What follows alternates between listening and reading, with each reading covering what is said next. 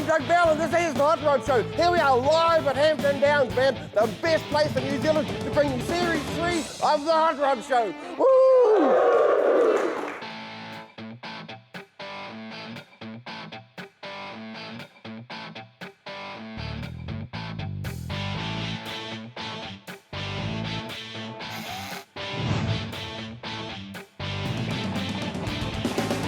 Coming from the wonderful new Hampton Downs, we go racing with the Corvette Club and our new host, Amy Lee. Burn rubber! Plus, we continue with the Corvettes down south and this amazing collection. Our new host, Peter, talks technical and gets into the greasy end of things. And our Kiwi Span shed visit takes us to Leaston in Christchurch. This is all made possible by our wonderful sponsors, so please support them. All this and more on the Hot Rod Show. Wow, here we are, man. This is a great new addition to the Hot Rod Show. We've got two exciting things happening. First of all, we've got Pete. Hey, Pete. Here's my good old buddy, Pete Ellmers. And Pete's here. He's going to add a lot of technical input to the show. Pete, well, you know, Pete's from Mothers too, and so, you know, he's just a man to see about your car. He'll bring up all the little ripples and wrinkles in it, and you just make them sparkle, won't you, Peter? Thanks for the invite, Doug. I hope I can add something to the show. And even if you haven't seen her yet on Facebook, here's Amy Lee, and Amy Lee's our little jewel in the Nile. Yeah, she's here, and she's going to sparkle things up. You know, she's going to be telling people, you know, talking a bit about cars and that, and going for a spin around the track with them, you know. So it's going to be a great old time here on the Hot Rod Show. Woo! Wow, here we are with this beautiful Corvette Stingray. Hey, Amy, you like Corvettes, don't you? I sure do. You like as long as they go fast, I like them. Well, this is a pretty cool Corvette, but, you know, if we're really going to get some information about this, we're going to go and bring John in. Come on, John, he's the owner. Where is he? Woo-hoo! Hey, how you doing? Hey, Doug. How you doing, John? Oh, I'm well. Yeah. Nice to meet you, John. Hi. Wow, man, this is a pretty cool car, right? Thank you. Yeah, now this is a Corvette Stingray, isn't it? Yeah. Yes, sir. And that's really big. You know, what really determines a Stingray in the Corvette lineup? Well, the model year Stingray was made in 1968 through 72. Yeah. And that's pretty much, about it. Yeah. Model year. Well, because like you got the high rise, you know, like the big bumpers, you know, the fenders and that rather, hey, you know. They actually describe cool. this shape, Doug, as a Coke bottle shape. So, Amy, if you look back that way, the sort of the ins and out curves of the thing sort of resemble an old style Coke bottle. Okay, John, so can you tell us a little bit about the paint job on the car? Sure. It's a factory colour, Amy. It's called Laguna Grey. It's a grey iridescent colour. Certain lights it has a blue hue to it, and other lights it turns a green hue. Yeah, I noticed that when I was looking at it. I had to sort of look at it a couple of times. So I was thinking, is it grey? Is it blue? Is it green? I don't know. It's really cool. So did you get that done somewhere local, or? No, the car was fully restored 15 years ago in America, and I bought it as it is. Oh wow, that's awesome. So someone's obviously spent a lot of time working on it and a lot of money too. Yeah, of course, always a lot of money when it comes to cars. Mm-hmm. So you know, these paint jobs, they get pretty expensive, aren't they? You know. Absolutely. Yeah. Absolutely, because these cars are fiberglass. They're not metal. So you need someone who can work with fiberglass for a start off. As well as a good painter. You got your T-top roofs there? Yeah, sure. Can we have a little bit of a look at the roof? How does it work? Yeah. There's a couple of latches under here, and basically it turns it into a semi-convertible. Oh, cool. See if I can do it. Where are the latches? I'll be impressed. Let me give you a hand. Oh, I can feel something. Yeah. Is it just here? Yeah. 1, 2. Up, Look at that. Lift it up. Yeah. It's quite heavy. Nearly. There you Nearly go. got it. How's that? Well, that's a pretty cool look, isn't it? Yeah. That's really cool. Well, I think what we need to do now is to bring our technical dude in, Pete, because like we really want to have a bit of a look under the bonnet there. You know, where a lot of people like to get and start to talk about some of the go fast bits and pieces. Sure. Oh, well, nice to meet you, John. I'll leave you guys to Thanks, do all the Amy. technical talk. Right. See you later. Whoop. Hey, Pete. Doug, it's a hood. It's a hood. It's a hood or a bonnet. Yeah, you got Would you like to open her up? Sure. Now, I looked at this a little earlier with rather a lot of interest. So this is the small block Chevrolet, which is like the Generation 1. And then it went to 2, and then 3, of course, is the LS series that you'll see in a later model vet. But then you're telling me, and I asked him, is it a genuine LT1? It is, yeah. And that was quite exciting for the fact that it's running 11-to-1 compression still. It is, yes. Solid lift to cam. What sort of carburation? It's got a 800 Holly under here. So, vacuum secondary. So what did it have factory? That is factory. With a vacuum secondary? Yeah. Wow, okay. Yeah. Now, if you can get down there with your camera, can you see the exhaust manifolds on it? Can you remember what they're called? Ram's horns. That's the word. Yeah. And apparently they're a lot more efficient than people actually give them kudos for when they change them to headers, etc. I was finding it very interesting that you've still got the air pump connected. So you're doing your bit for the world. So you can see here, if you look at the pipes coming around, that it runs down to pipes going into the exhaust manifold, both sides, the other side as well. The idea of that was, of course, to pump air into the exhaust to try and help burn the fuel. Theory being, and practice was, unburnt fuel, because these motors weren't that efficient, is way worse for the environment than if you burn it even though you make no power. Some people ripped it all off, but in fact the power usage to turn a little pump like that was just about nothing, so quite good to see it still there. Once fuel injection came, of course, they didn't need all this extra stuff, smog gear, I think they used to call it. But smog and pre-smog, but I must say, with 11-to-1, it should have a bit of a snap to the throttle. Oh yeah, it gets up and goes. Yeah, and that gets the car shaking a little. Yeah, I love things with compression, can't wait. Thanks very much, nice vehicle. Yeah, thanks, John.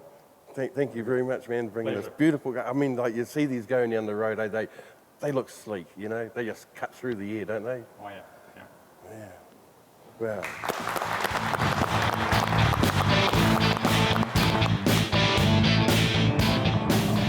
Down south, the Christchurch Corvette Club rolled out a beautiful collection for us to see.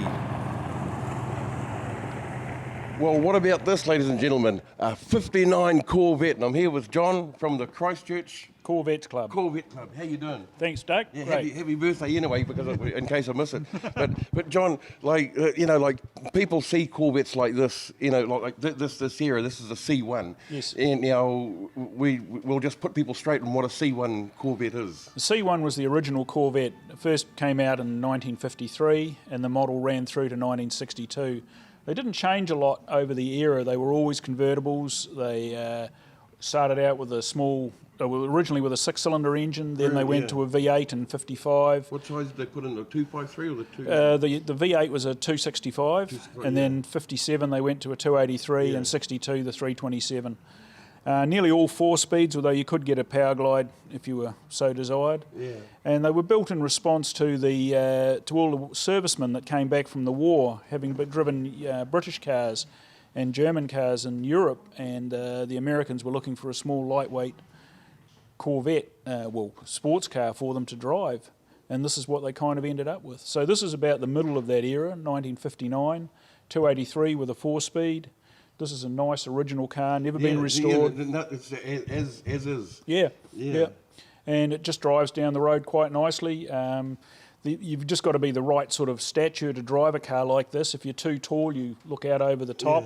If you're too short, you can't reach anything. Well, because nothing's adjustable. Nothing adjusts. The seats move a tiny amount, but the steering wheel doesn't move. They are quite stiff in the steering, and they're, but it's just lovely motoring. It's a real head turner. Yeah.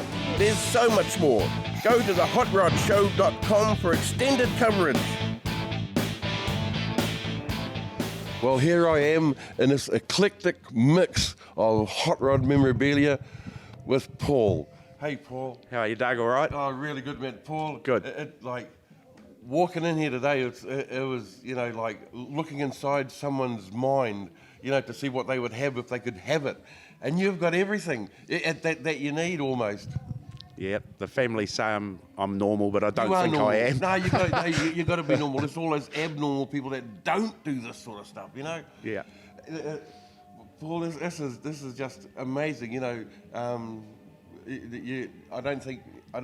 Well, when I say you've got everything, I don't think people would have seen anything like this. before. That's good.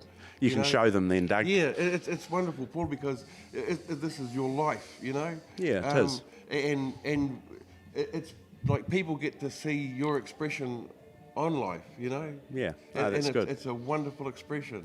I've been collecting advertising for a long time. I just like advertising, old advertising, and hot rods. Yeah, and what did Scotty Bear tell you? You're never too late to start. So in 216, guys, get cracking. Yeah, you're never too late to start collecting. A guy told me in 85, you've left it too late. Yeah, well... Yeah, he was wrong. He was wrong. He was very wrong. You know, like, we got a track roadster here. I built that 31 years ago this weekend, 1985, yeah. Wow.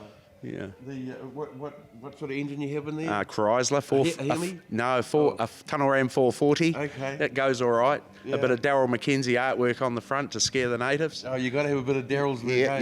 you do. Yeah, man. he did one of his first paintings on a Mark 1 Zephyr I had in the early 80s. Is that right? Yeah, he did one of his He's first paintings talented. on a car. Yeah, he's very talented. Very, yes. Now, like, you know, tell us a little bit about your little Model line A's. of still in progress hot rods. Yeah, there's a stocker at the end here. My wife's coupe with a Hemi in it. She said she can't see a thing and the brakes are shit, so I said that's perfect. The old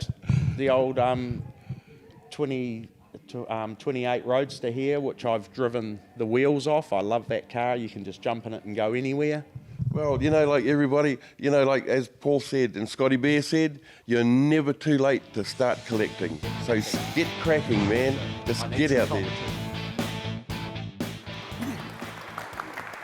Wow, it's a hot Z06, ladies and gentlemen. These are the creme de la creme of Corvettes. This is the, like, you know, this is the one that just blisters the hides of this thing, blasts around the track, Amy.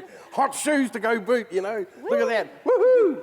These are my skull candies, matching the car. Skull from candies. Cindy Hills. I think I'm wearing the perfect shoes for this car. But I think it'll look pretty hot inside this car. What do you think? Z06.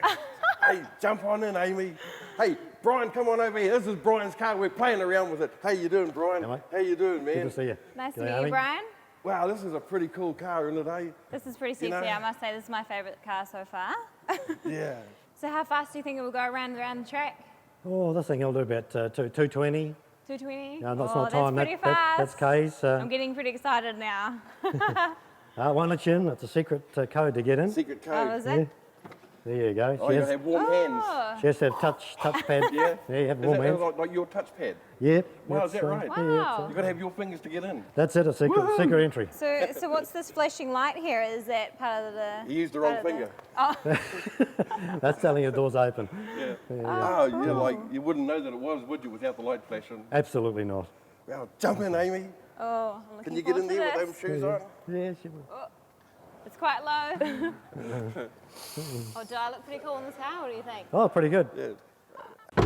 Now, one thing I forgot to tell you, once you shut the door, you can't get out. Oh, you Oh, serious? shit, I'm locked in here. Yep. Sorry. Damn, Z06, you know, like they're pretty fancy, you know. Yeah, well, Jeremy Clarkson loves it. Does he? This is one of the cars he actually spun the wheels on. He's one of the monsters of the track. Yeah, don't touch the buttons, Amy. I'm trying to figure out how to get out of here. Yeah. This one. Wow, man, this is, you know, like there's a lot of horsepower going on with this thing. Yeah. Let's bring on Mr. Horsepower, eh? Where's Pete? Come on, Okay. Pete. Woohoo! Thank you. Pete's our technical dude, as you know. Nice G'day, to meet Pete. you. How are you, mate? Should we let Amy in? I think you guys locked me in here. Yeah. I can't get out. Hey, how can we wind the window up now? Well, I can't take her home because I've got a wife at home. She might disagree. Possibly. I can't get out. You can, when you get home and say, honey, I've You guys swapped you. have to let me out. There you go. You give me a hand too, eh, Doug? There you go. Entree or extra ogu. What is it? All right, I'll leave you guys to the Yeah. chit chatter about the Yeah. technology of the car. Okay.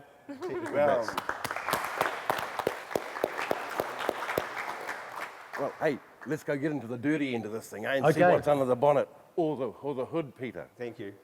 Just yeah, isn't that neat? Well, I've got to say, I've got a bit of a soft spot for the Z06. One problem is a good friend of mine, PC in Wellington, is going to tell me off if I get anything wrong here. But the Z06 is quite a different beast, isn't it? I mean, it's even a It is. wider body. Is Yes. that correct? It's 3 inches wider.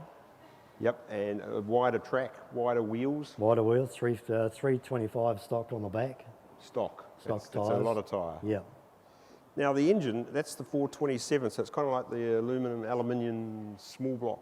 Yeah, it's a hand-built and balanced motor. It comes out of a stable. The guy that built the motor, his name is actually on the engine under the fuel rail cover. So what power, are these 505? It is a Base 505, your base standard. Is yours stock? No, this is not stock. This has got a performance chip in it. A GM engineer who runs a fast chip in Oklahoma installed it, and it produces probably best part of another 10% maybe. It hasn't Did you been need that? dynoed. Yeah, well, you need it. You always need a lot of horsepower. Now I heard a whisper that you had exceeded the speed limit at the back straight of Manfield. I haven't done exceeded the Manfield of Pukekohe, definitely. Oh, Pookie was it? Pukekohe, yeah. Okay. It's insanely quick. So what's the full speed factory? Full speed factory. Top speed, I should say. Top speed of this is 207 mile an hour, which is roughly, without pushing calculator buttons, about 320 k's. Now is the Z06 only stick shift manual? This model only came out in 6-speed. 6-speed manual. Manual, Same yes, box throughout the Z06s? In 2007, they changed from a T66 Tremec up to a T6060 Tremec. Slightly different ratios, which gave us a slightly higher top speed. Now, Why don't they ever make a convertible Z06? Well, there's a good reason, because this has got an alloy frame, which only weighs about 134 pounds, Right, which is about yeah. 80 kilograms. So Wow. the chassis weighs 80 Wow. kilograms. This is carbon fibre. Yeah. That's carbon fibre. The front and back are urethane. The car only weighs 1,400 kilograms. And the hips are The hips, stainless steel. I had to reduce to get in them, yeah. But no, the reason being is they make this an integral part of the car as far as strength, because otherwise it'll flex and fall to bits. it's called that, Doug, torsional Torsional strength, stability. being alloyed. Yeah. Otherwise alloyed. they don't handle. Yeah. Well, isn't it interesting looking at a motor, and you go like, well, that's all there is. There's just some covers on there, in there. Oh no, it looks like a Holden Commodore Yeah. motor, but in fact it's very much a wolf in sheep's Well, clothing. I tell you what, it's no point having so much muscle and so much car if you don't take someone out for a blast around the track, isn't it? Well, we take the kids in cars. We Yeah. go down to that. That's a good day if anybody's interested. Come on down there. How about taking Amy Lee for a spin in this around the track? Oh, she's game. Well, Yeah? yeah. I think, hey, Amy Lee, you game for a spin around the track in this thing? Oh, I'm excited. Woohoo! Well, I tell you what, should we start getting ready and we'll buckle her in and we'll spit you out? Yeah, we can lock her in. That's not a problem. Yeah, okay, Brian. Well, thank you so much, man, for bringing your car.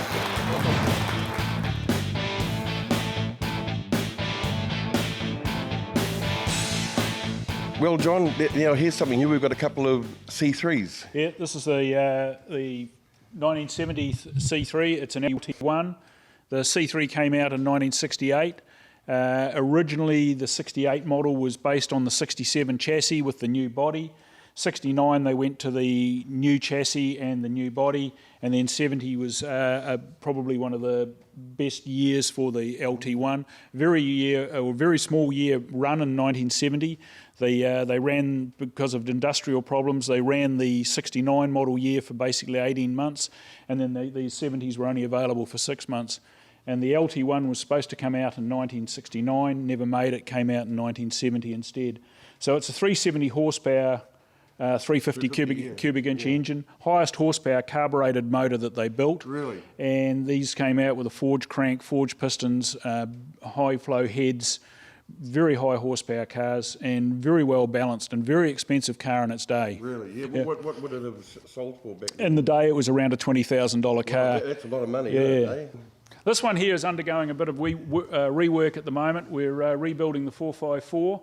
The 73 was a transition year.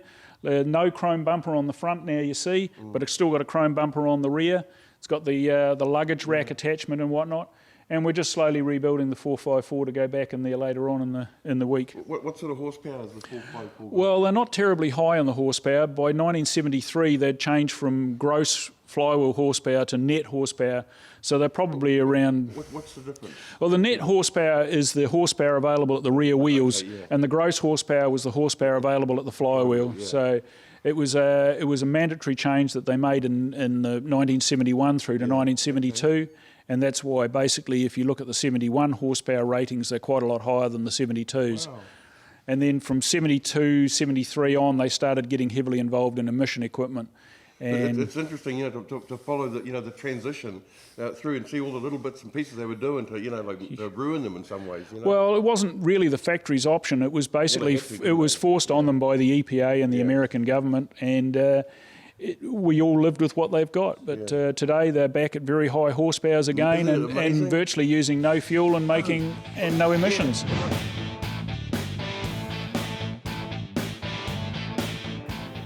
Wow, this paint job's pretty Check hot. this out, eh? Wow. Man. Hey, look, Shane, can you tell us a little bit about yeah, it? come on down. around. How you doing, Shane? Not too bad, hey, but this was airbrushed in that, isn't it? What, who's done all this for you? A gentleman by the name of Steve Levine. Steve Levine's job? Yep. Wow. He's quite well known in the game. Quite well done. Like he's about the dude for painting flames, isn't he? Well, he's very good at it. Yeah. We were looking for something subtle. I didn't want it to scream at Yeah, us, so- yeah. And that is subtle, Yeah. It's subtle, but it's hot and Hot.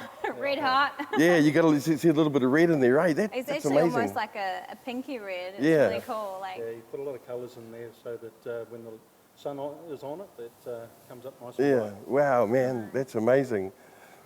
Peter. The factory. Oh, lake pipes. Wow. And is that factory? No. No? No, that's definitely aftermarket. But did they bring them out factory? Yeah, earlier models did Yeah. the what they call the chromies, 68, 69. They brought out lake pipes on them. Yeah. But this is definitely an aftermarket, and it's just part of my Yeah. hot rodding. if Your you hot like. rodding, yeah, that's what it is. Yeah. What have we got over in the back? Here's Peter. Let's go chat to Peter. Now, Peter, you're the president of the Corvette Club. Yes, I am. Is that right? Yeah. Well, we'll hear all the naughty nonsense from you, eh? How you doing? Good, thanks. Welcome to the Hot Rod Show. Thanks. Yeah, like, tell us a little bit about, like your car, but about the club. How'd you get going? How many members are you? Where do you meet? Yeah. Who can join? Well, I've had the car for about 14 years. Yeah. The club is based in Auckland. We've got about 130 members. Wow. So it's a pretty strong club. How many of them have cars? Just about everyone. Really? But it's not actually a requirement. You No. just have to have an interest in Yes, Corvettes yeah. to come along. Some have Yeah. Camaros, Yeah. who have families and things like that, because the Four-door two Corvettes. seats don't really suit a family very Yeah. well. more Yeah. for singles. Yeah, pretty much so. No kids allowed. We've got it. This one, I've had it to say 14 years. We've done quite a bit of work on it, rebuilt the diff, gearbox, Yeah. motor. I rebuilt the motor myself, and I've put a Pro Charger, supercharger on there. Okay. Bought it as a kit. And, Yeah. and Could you stuck it just on myself. pop the bonnet a little bit so we Yeah, can have a just look? go to the other side. Yeah. I'll just get there. Have you had a conversion done on this? Yes, it was like that when I bought it. Okay. So, Wow. I'm going to pop round this side. Check it out. So Muscle under the is your supercharger? yeah, that's Wow. it's a belt-driven. Effectively, it's a turbocharger on this portion. Yeah. And a gear set there that drives it mechanically. Wow, So it's okay. technically a Pro Charger, a supercharger, but it works. It's a centrifugal Yeah. blower. And how much more like boost? How Well, much we're more running- horsepower do you percentage-wise? Well, when we did the motor up, it's running 10-to-1 compression, and then I decided to put a blower on. So we're only running it at 5 psi, so it's quite low, low compression. It went from 185 kilowatts without the blower to 225 with the blower. So around about 30% Wow. increase. But it gives you a lot more torque Yeah. down low. Is this torque that you need enough to pull a yank off your mother? Probably, yeah. It's more fun anyway. More fun, yeah. More fun. Well, Peter, thank you so much. And thank you for coming out here with the Corvette Club today, man. It's just Our been pleasure. fantastic. We're going to go for a blast around track. We're going to send Amy Lee out. We're going to scare the pants off her. Sounds great. Yeah. Woohoo! Sounds great. Thanks. Okay.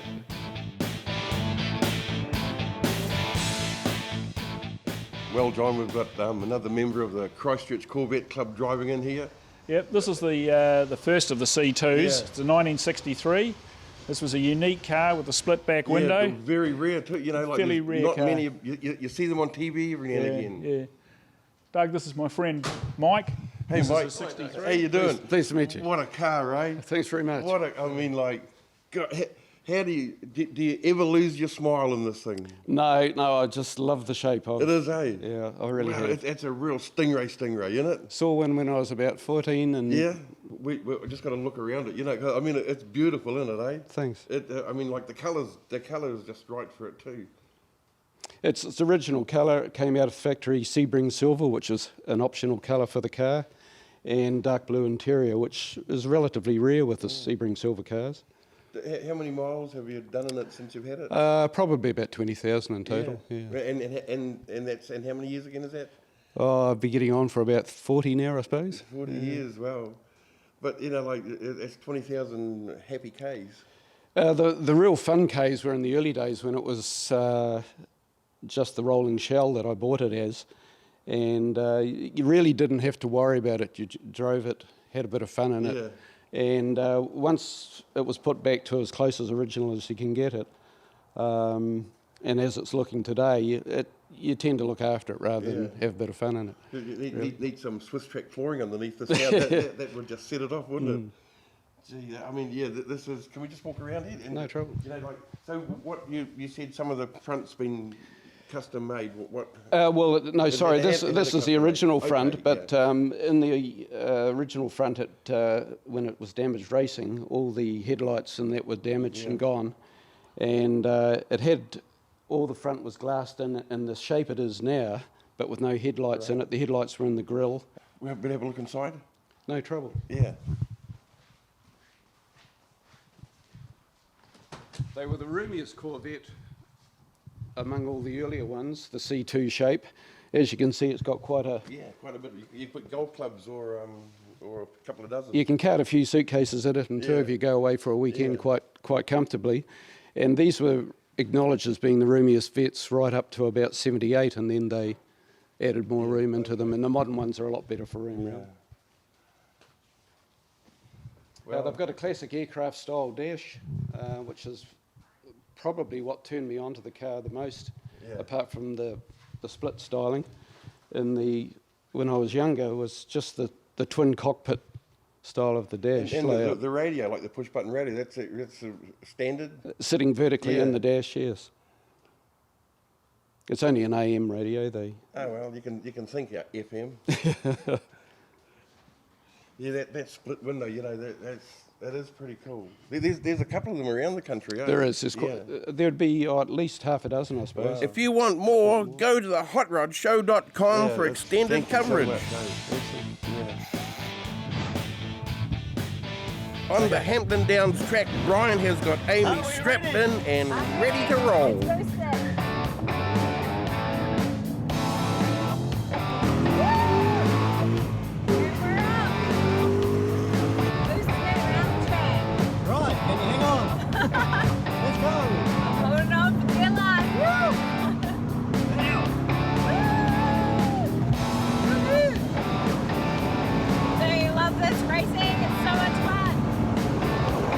And there's Brian taking a Z06 to the max. Woohoo!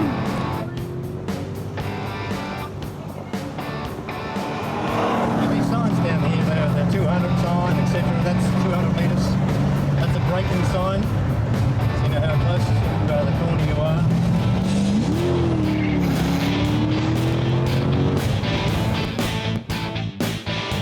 Episode 1, Series 3. Wow, this has been great, isn't it? Corvettes. Woohoo! Man, this has been amazing. Yeah. Having a really good time.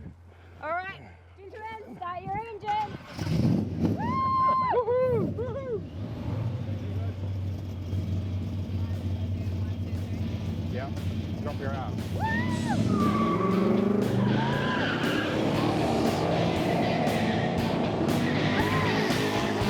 Well, that's it for this edition. We couldn't do it without our sponsors, so please support them. Mothers, you can't beat a mother's shine. Protect your insurance, you need these guys. Swiss Tracks, the best flooring in the world. Kiwi Span, they have a shed for everything.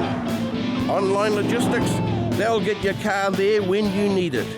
And Mag and Turbo, well, that's what they do.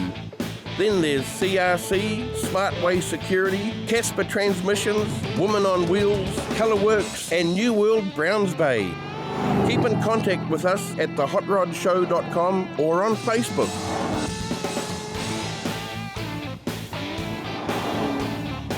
Until next time, keep the dirty side down and the shiny side up.